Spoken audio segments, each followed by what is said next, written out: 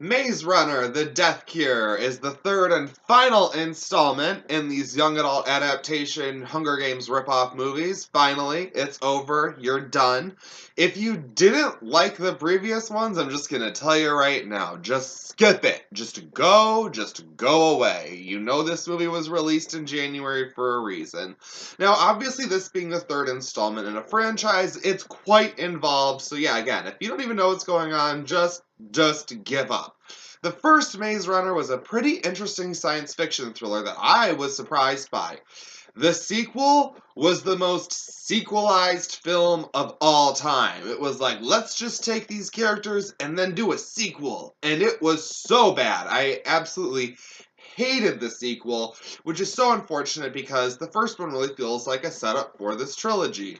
Well, we only get the one good chapter. At this point in our story, Dylan O'Brien's character Thomas is on the run with all these surviving people that have made it away from the big evil company Wicked. They can't even have a decent name. They're just like, yeah, we're Wicked. We're here to murder you. Patricia Clarkson and Aidan Gillen are bad guys still, who have now acquired Kaya Scodelario's character Teresa, who was Thomas's former love interest, best friend, survivor of the first maze, yada yada. And she is working with the bad guys to help find this cure. And if you don't remember, in the second one, she screwed them all over pretty badly, so now they've parted ways, and now we've got to deal with that, blah blah blah. And it's just really interesting how stupid all of these characters manage to be in these films. They do not deserve to be considered such smart, agile survivors.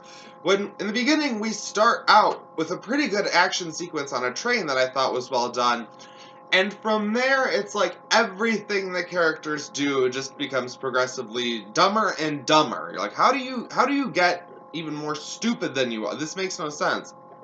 After somehow pulling off this train robbery, I'm going to call it, they find out that they have not rescued the person that they were looking for. That person is still being detained by Teresa and her crew, and they're being experimented on to form the death cure against all of the infected that are everywhere.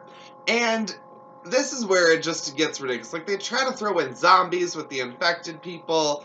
They try to go through the good versus evil of, like, the corporate 1%, and then the street people that are infected or not infected, or I don't know, it's kind of a weird line. Some of them were like zombies, and then some of them just seemed like homeless people. It was like, what? How does this work? This just doesn't really. They seem to set up a world, which I do think is quite interesting as far as a post-apocalyptic world. It is cool, and I kind of see how it feels very realistic, especially when you compare it to the other young adult adaptation films that are post-apocalyptic in some way. This feels very real. Yet at the same time, then you're like, how are they just in what appears to be downtown LA?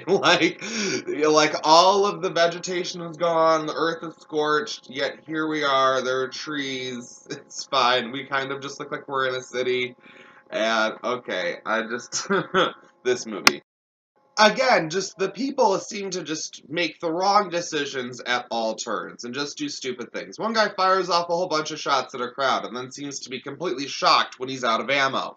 One guy doesn't want anything to do with the rescue mission to begin with because he knows it's stupid, and then at the last minute decides to show up to save the day. I mean, they jump out of a building into what would probably be a very small pond, and it's just stupid.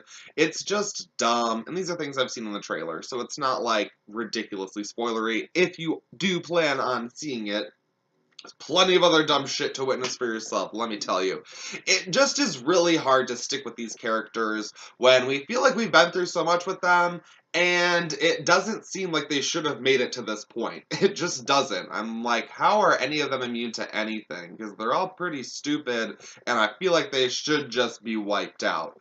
But if you're a film completionist like I am, and you just have to see it till the end, and you gotta stick it out, and you gotta see everything that's out there, then sure, you could enjoy this film. I'll say I got exactly what I wanted out of this. I was in the mood for some movie garbage. I just wanted to turn my brain off at the end of the day.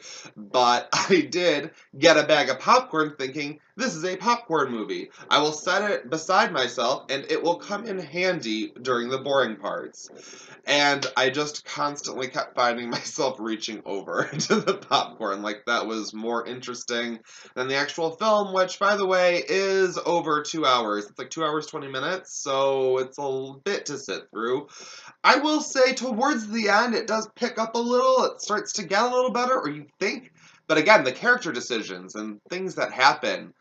This was the oddest, weirdest assemblage of film cliches where I'm like, I've seen that in a lot of horror films, and I've seen that in a lot of dramas and a lot of action movies. And the way these things are all just thrown together was just laughably ridiculous. I mean, I felt really bad for the guy sitting in front of me, but he really should not have chosen to sit directly in front of me because I was just unable to control myself during so many stupid things that were supposed to have certain cues that just did not work. And you'll have fun with this movie in some kind of way, depending on your perspective. Now, I give Maze Runner The Death Cure a 2 out of 5. Really wanted to give it a 1.5 out of 5. But it is fine enough. It has some cool shots that belong in an action movie, and some cool... There's really not a whole lot of redeeming shit here, but it doesn't seem horrible. The script certainly is, but I do feel like the actors were trying. The direction is competent. They were trying to pull this all together, but they should have started with a better script. It could have made for a better movie. Now, if you made it this far, guys, thanks for watching.